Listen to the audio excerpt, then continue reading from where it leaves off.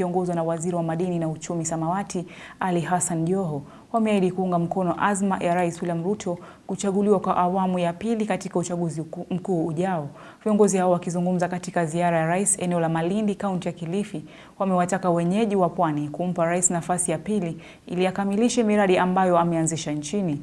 Rais Ruto kwa upande wake ametetea hatua yake ya kuungana na aliyekuwa Waziri Mkuu Raila Odinga, akisema mkataba wao uliazimia kuleta umoja pamoja na kupunguza joto la kisiasa nchini.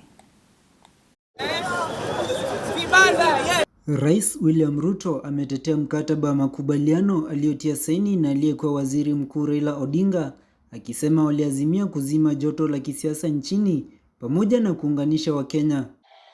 Mimi nilikubaliana na kiongozi wa ODM Raila Amolo Odinga, nikamwambia tuwache, na tulikubaliana na yeye ya kwamba tumalize siasa ya ubaguzi, tumalize siasa ya ukabila, tumalize siasa ya chuki, tuunganishe taifa letu lote la Kenya.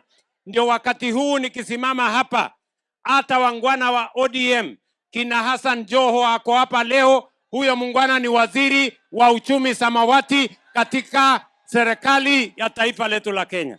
Amezungumza haya katika ziara yake eneo la Malindi, kaunti ya Kilifi, viongozi wa Pwani wakiongozwa na Waziri wa Madini na Uchumi Samawati Ali Hassan Joho wakiapa kumuunga mkono Rais Ruto ili apate nafasi ya pili ya kuongoza taifa la Kenya. Mwambie Mheshimiwa Rais Ruto, jimbo la Pwani zima tumeamua, kama ni noma, kama ni mbaya, miaka ni mingapi? Tamu ni ngapi? Tamu ni ngapi? Hebu nionyesheni tamu namna hii. Nauliza wana Pwani, sisi pia tuko? Tumpeleke rais mbele? Hapo mbele je?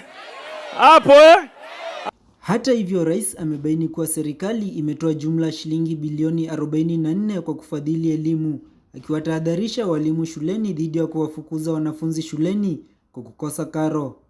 Tumesema kama serikali ya kwamba watoto wetu wote wasome, na nimesema hivi, watoto wasome bila ya kuitishwa mambo ya school fees. Tumekubaliana.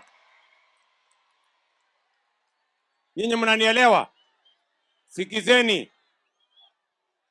Serikali imetoa pesa bilioni 44 hii Januari ya kufundisha watoto wetu. Na nimewaambia wale walimu, hakuna mtoto atafukuzwa nyumbani ati kwa sababu hana school fees ama hana uniform. Ameeleza kuwa ataendeleza miradi ya maendeleo kila pembe ya Kenya bila kubagua maeneo husika, akisema ubaguzi na ukabila utabadilisha taifa la Kenya. Vile wakati tulisema tunabadilisha Kenya, Kenya haiwezi kubadilishwa na vitimbi ama ukabila ama chuki. Kenya haiwezi kubadilishwa na ubaguzi. Inabadilishwa sote tukiungana pamoja. Isaac Musyoka, Undugu TV.